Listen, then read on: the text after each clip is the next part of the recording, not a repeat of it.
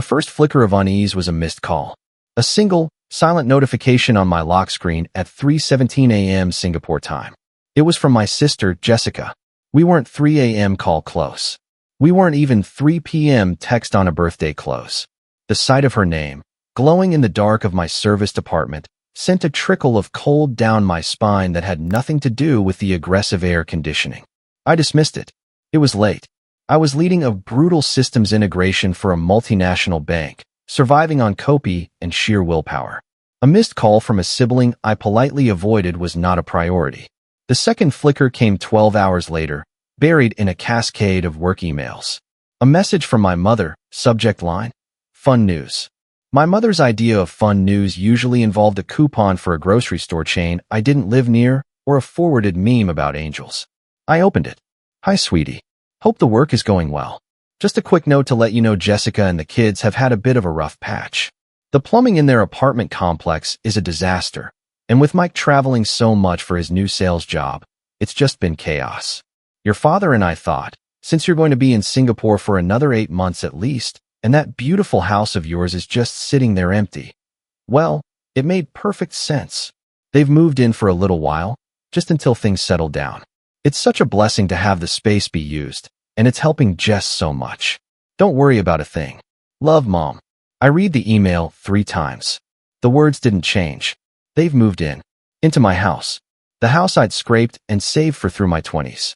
The house I'd bought not just as a home, but as an investment, a testament to surviving a childhood of being the overlooked, pragmatic shadow to Jessica's dazzling, chaotic son.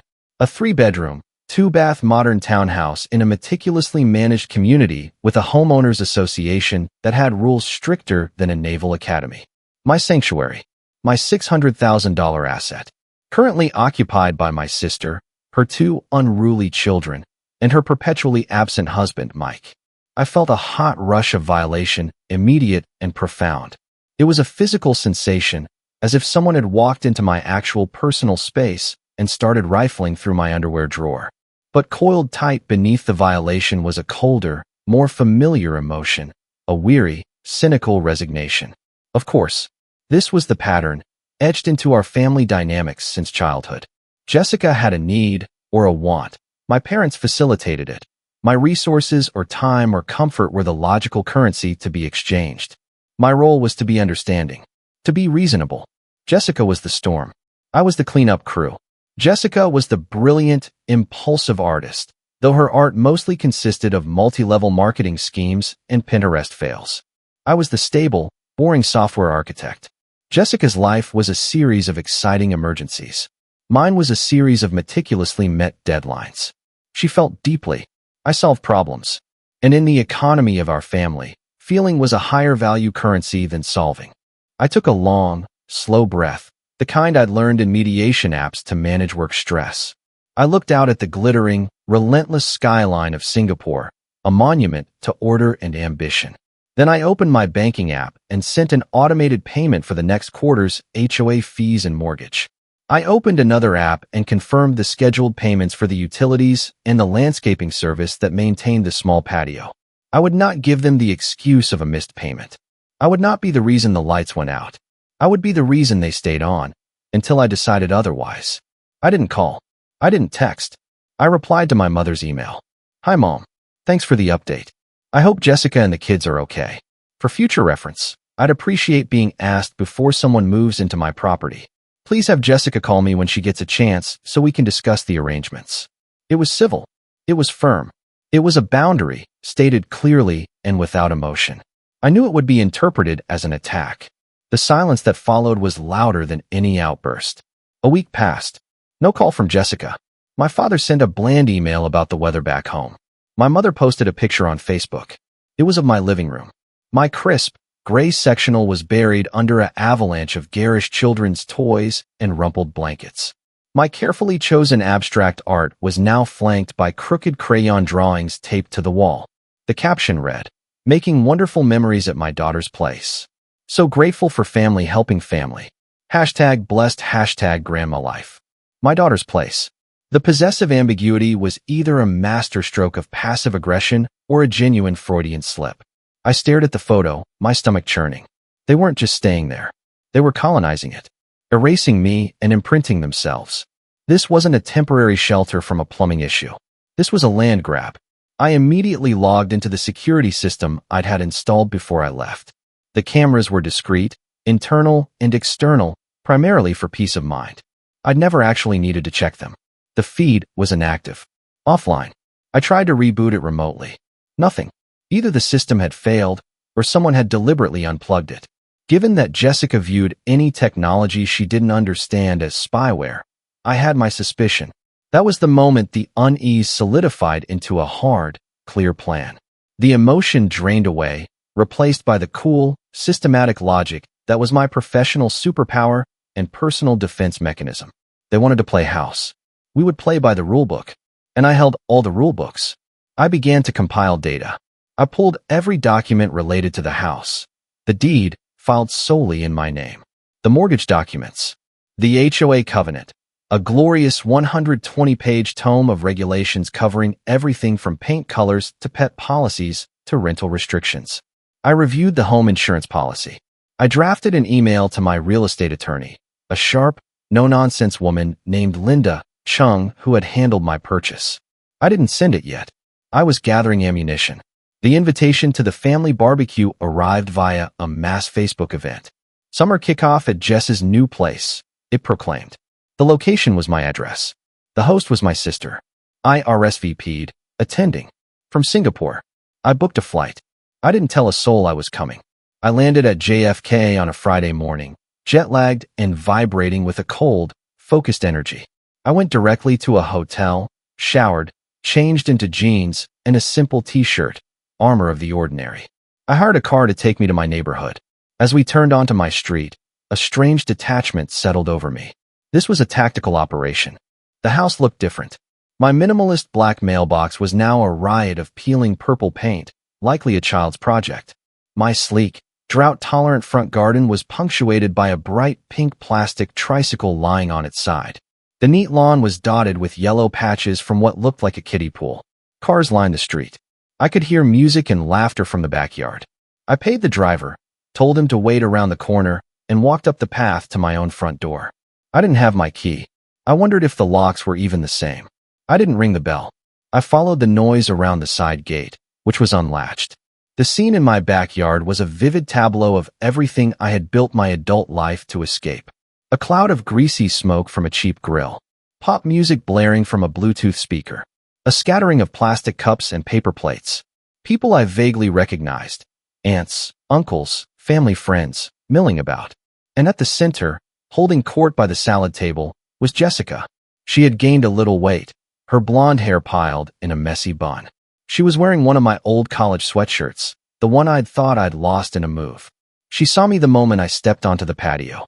The look on her face was a rapid-fire sequence, shock, fear, and then a defiant, aggressive glee. The fear was gone in a nanosecond, replaced by a performance. The music didn't stop. Conversations died as others followed her gaze.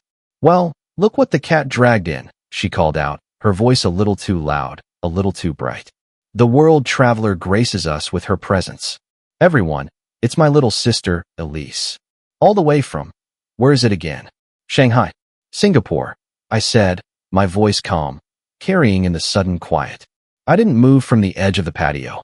My parents materialized from the crowd. My mother's smile was strained, her eyes wide with panic. "Elise, what a wonderful surprise. Why didn't you tell us you were coming?" "It was a last-minute decision," I said, my eyes still on Jessica. "I heard there was a party at my house." The word "my" hung in the air like a challenge. Jessica laughed, a brittle, tinkling sound. She took a sip from her red plastic cup. "Your house? Oh, honey, we've moved past that, haven't we?" She spread her arms, gesturing to the yard, the house. "This is ours now. We're settled. The kids are in the school district. It's a fresh start for us. You were never here anyway. You're always off in some fancy foreign country, living this big, important life. This place was just a storage unit for you. For us, it's a home. You'll thank me later." I turned my head slowly to look at my parents. My father was studying his shoes, his face flushed. My mother gave a tiny, helpless nod, her eyes pleading with me. "Don't make a scene. Be reasonable. She deserves it more than you. my mother said softly, the words barely audible but landing with the force of a sledgehammer in the silent yard. It was the quiet, public confirmation of a lifetime of private bias. She needs it. You have everything. She has a family to raise. I let the words wash over me. I absorbed the sting, the breathtaking audacity of them, and I let them fuel the icy engine inside me. I looked back at Jessica, her face triumphant, expecting tears, or rage, or a capitulation. I smiled. It wasn't a warm smile. It was the smile of someone who has just seen the last piece of a complex puzzle click into place. Interesting, I said, my voice clear and devoid of all emotion. The single word seemed to throw her. My calm was not the reaction she'd scripted. What's that supposed to mean? She asked, the bravado faltering for a second. It means your reasoning is fascinating, I replied. I didn't move. I didn't raise my voice. I just flew 16 hours. I'm jet-lagged. We'll talk about this tomorrow when it's not a party. I turned and walked back through the side gate. I didn't look back. I heard a burst of nervous laughter behind me, followed by Jessica's voice, artificially bright, trying to restart the festivities. More potato salad, everyone. The hired car was where I'd left it. I got in. Back to the hotel, please. That night, in the sterile quiet of my hotel room, I didn't sleep. I finalized my plans. The interesting comment had been my declaration of war. The battle began at 8 a.m. the next morning. First, I called Linda Chung, my attorney. I gave her a concise, unemotional summary. Unauthorized occupation, attempted property seizure, verbal claim of ownership in front of witnesses. Do you have proof of ownership? Linda asked, her tone all business. Emailed you the deed and mortgage docs last night. Any written communication from them acknowledging they don't own it?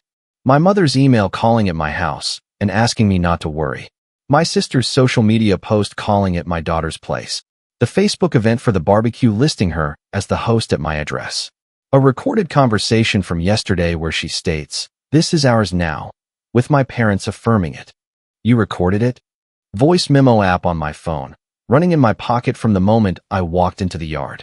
New York is a one-party consent state.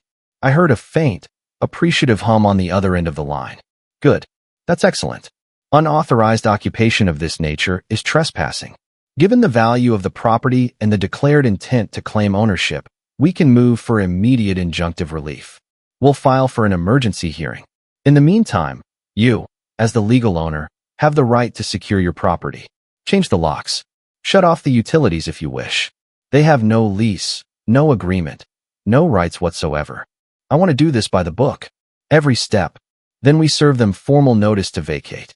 Today, if they refuse, we proceed with a formal eviction through the courts. It will take a month or so, but with this evidence, it's a slam dunk. The recording is key. It shows fraudulent intent. There's another angle, I said. The HOA. I explained the community's rules. Short-term rentals were prohibited. Long-term rentals required HOA approval, background checks, and a formal lease filed with the association. Occupancy by non-owners for more than 30 consecutive days without HOA approval was a violation subject to daily fines against the property owner, me. If I report an unauthorized long-term occupancy, I said, the HOA will levy fines against me. But if I simultaneously provide evidence that I, the owner, did not authorize this occupancy and am taking legal action to remove the occupants, the fine should be waived, and the HOA's legal counsel may put pressure on the occupants. Their bylaws give them the right to take action to abate a nuisance or violation, including legal action against the violators. Linda was silent for a moment. You've read your covenants. Thoroughly. It's a good strategy. Multi-pronged pressure. Legal eviction notice from us. Contractual violation notice from the HOA. It might make them see sense faster. But it could also get messy. Your sister sounds entrenched. She is. That's why we use every tool. Okay. I'll draft the notice to vacate and file the paperwork for the hearing. You handle the HOA. Send them everything. Be the model of a responsible homeowner distressed by a violation you're trying to correct. My next call was to the property management company for the HOA. I spoke to the community manager, a man named Doug. I was the picture of distressed professionalism. Doug, I'm Elise Vance, owner of 1421 Cypress Lane. I'm currently on an extended work assignment in Singapore. I've just discovered that my family members have moved into my home without my authorization. I'm taking immediate legal steps to have them removed, but I wanted to alert you to a potential covenant violation. They are unauthorized long-term occupants. I'm providing you with formal written notice of this situation and copies of my legal correspondence to them to demonstrate that I did not consent to this occupancy and am actively seeking to end it. I would request that any fines normally associated with this violation be held in abeyance pending the resolution of my legal action, as I am the victim here, not the perpetrator. I emailed him a packet, my mother's email, screenshots of the social media posts, the audio file of the barbecue conversation, highlighted for the relevant statements, and a copy of the notice to vacate Linda was preparing. I cited the specific HOA bylaw numbers. Doug's response was swift and full of bureaucratic zeal.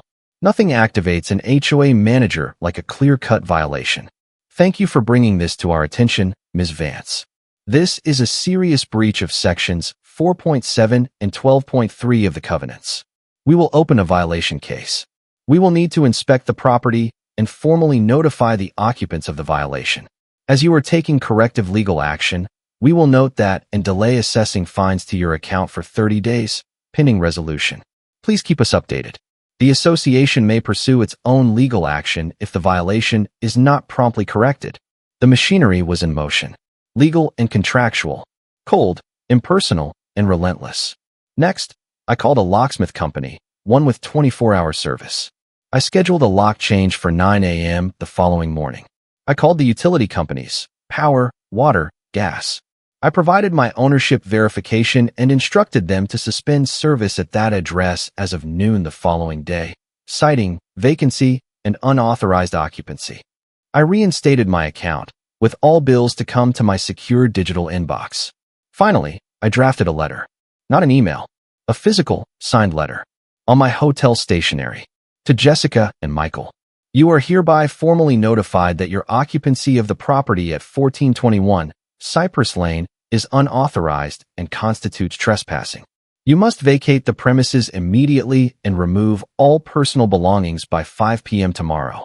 Failure to do so will result in the initiation of formal eviction proceedings through the county court. You have no legal claim to this property. The deed and mortgage are solely in my name. Additionally, the Homeowners Association has been notified of your violation of community covenants regarding unauthorized long-term occupancy. They will be taking their own action. You have until 5 p.m. Elise Vance, legal owner. I printed 3 copies. One to be taped to the front door by the locksmith after the locks were changed. One to be sent via certified mail. One for my records.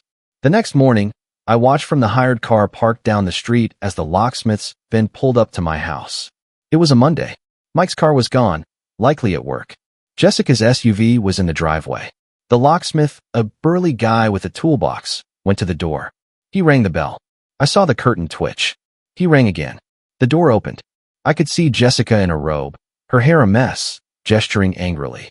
The locksmith showed her his work order, with my name and the work authorization I'd signed digitally. He showed her his license. He was polite but immovable. He was there to change the locks for the owner. He began his work on the front door lock, right in front of her.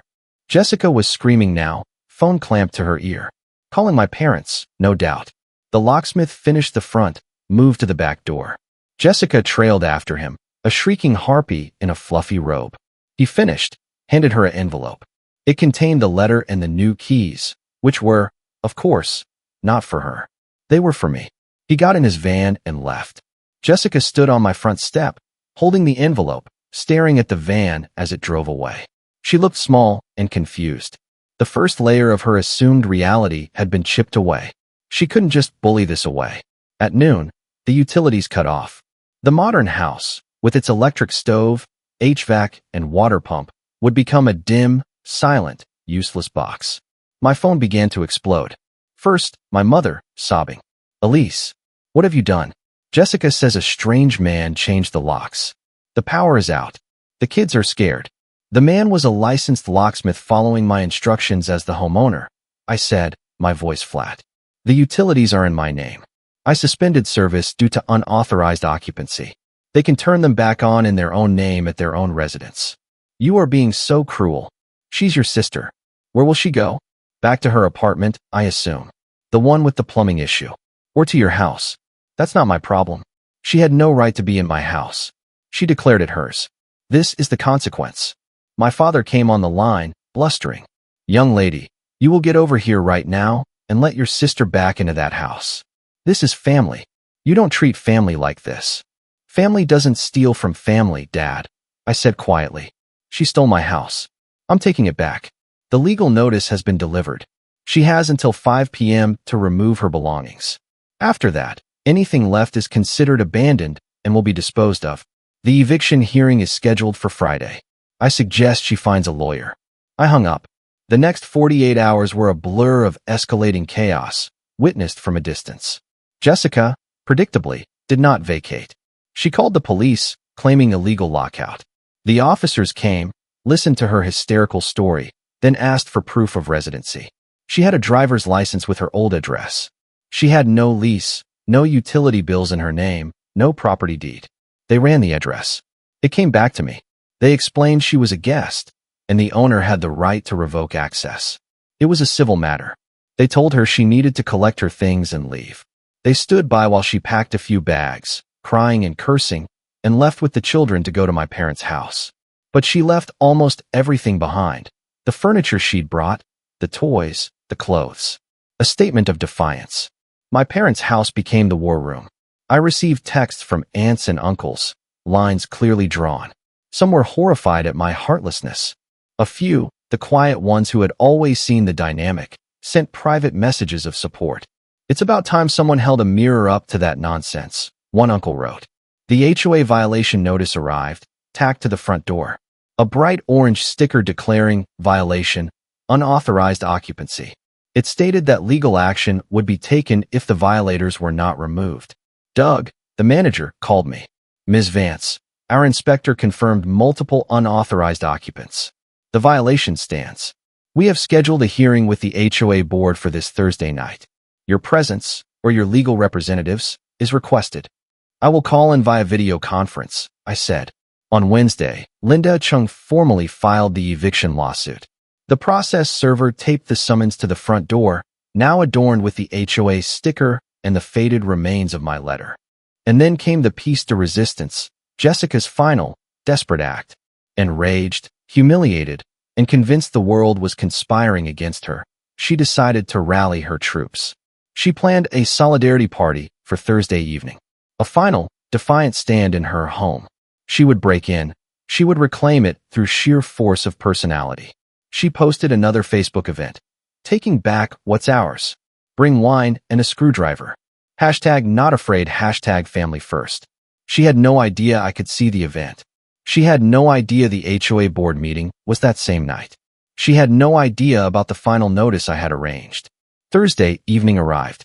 I sat in my hotel room, my laptop open for the HOA video call. On my phone, I had a live feed. Not from my disabled security system, but from a new, tiny, wireless camera I'd had a courier deliver to Mrs. Abernathy, my sweet, rule-loving, octogenarian neighbor across the street. I'd asked her to point it at my front door. She was delighted to help, having been annoyed for weeks by the noise and the pink tricycle. At 7 p.m., just as the HOA board meeting was called to order, Jessica's SUV pulled up, followed by 3 other cars. She got out, brandishing a bottle of wine like a torch. Mike was with her, looking uncomfortable. A few of her friends followed, giggling with nervous excitement. Jessica marched up to the front door, ready to jimmy the lock or break a window. And then she stopped dead. Taped across the front door, in massive, bold letters on bright yellow legal paper, was a new notice. It wasn't from me. It wasn't from my lawyer. It was from the county sheriff's office. Notice of eviction, hearing, and possible writ of restitution. Case number 2023, LT 8451. Vance versus Jessica and Michael Garrison.